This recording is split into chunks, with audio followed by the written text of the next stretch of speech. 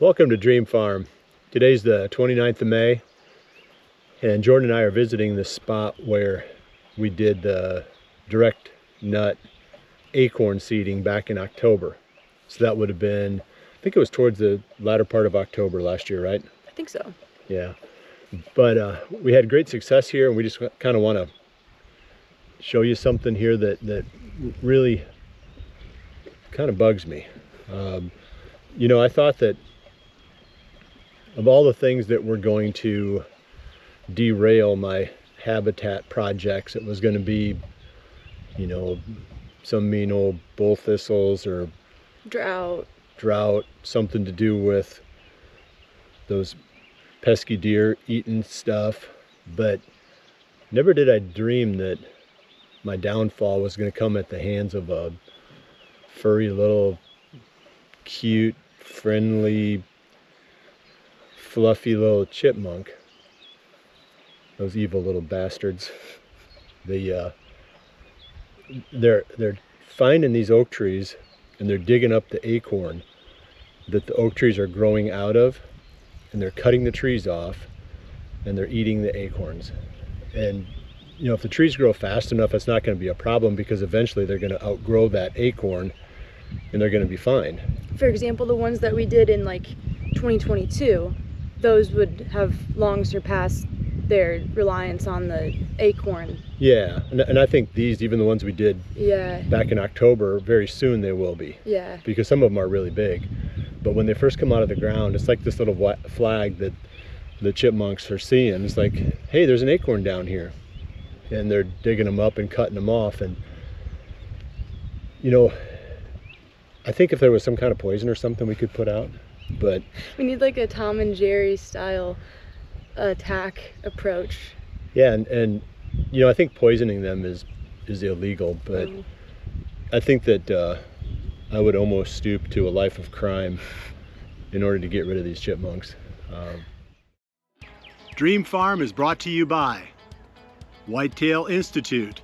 Research equals results. Hunt Stand Pro Whitetail app.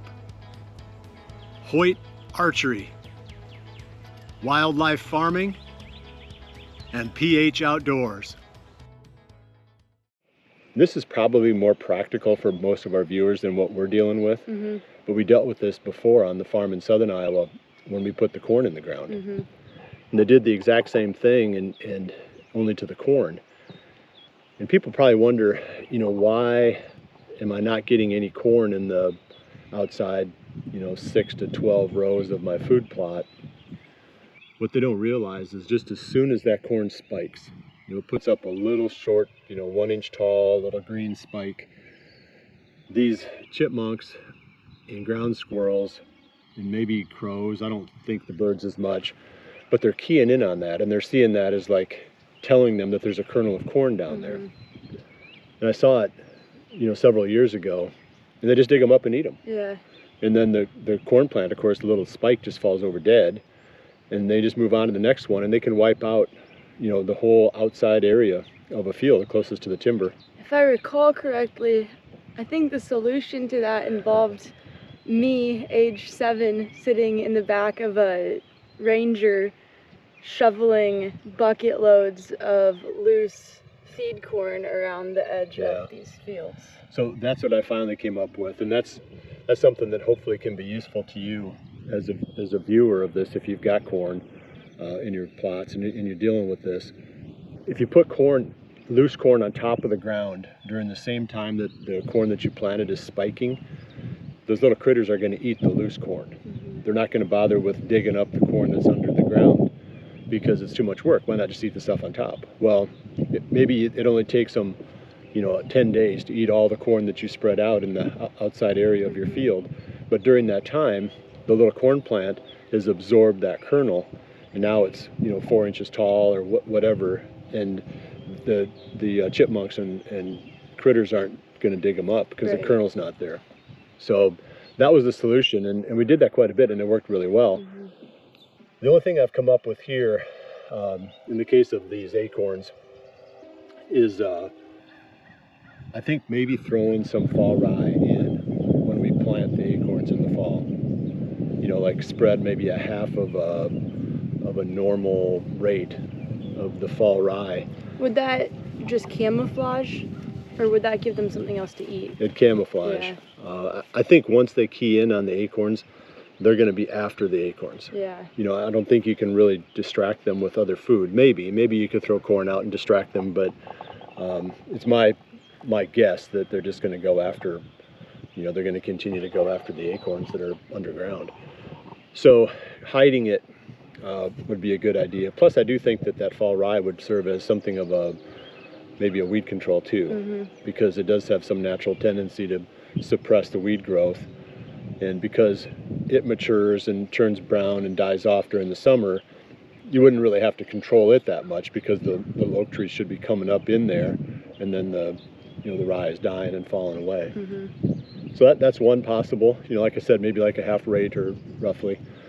But yeah, I thought you might get a kick out of this. You know, who would have thought that it's these little tiny, you know, I shouldn't use like swear words on this family show, but we have other swear words that we could use for them as well that are even worse. That may be a little stronger that we have tossed around ourselves here.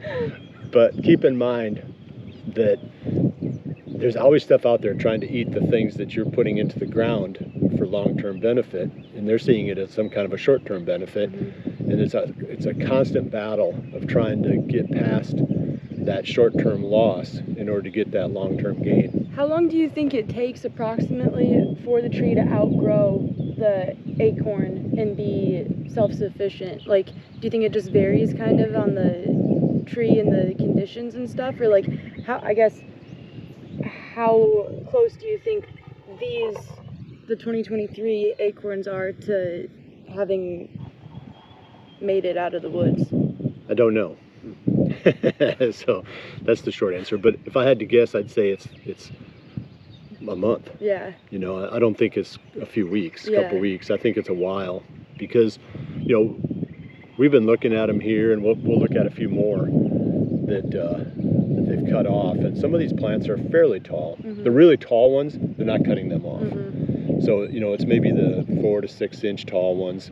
You know, those are still in that age range where the acorn is, you know, a big part of what that tree is living on. But once they get a little bit taller than that, maybe up in that 8 to 10 inch range, maybe by then they've outlived the need for the acorn, because we don't see hardly any of those that are cut off. So anyway, that's it for this episode. You know, get your, I don't know if there's a poison, you know, don't say that too loud, but figure out some way to get rid of these chipmunks if you're going to do these projects, because that's the death of us here. Those chipmunks are killing us. Well, we appreciate you joining us. We'll see you right back here again soon for the next episode of Dream Farm. Remember to always Dream big.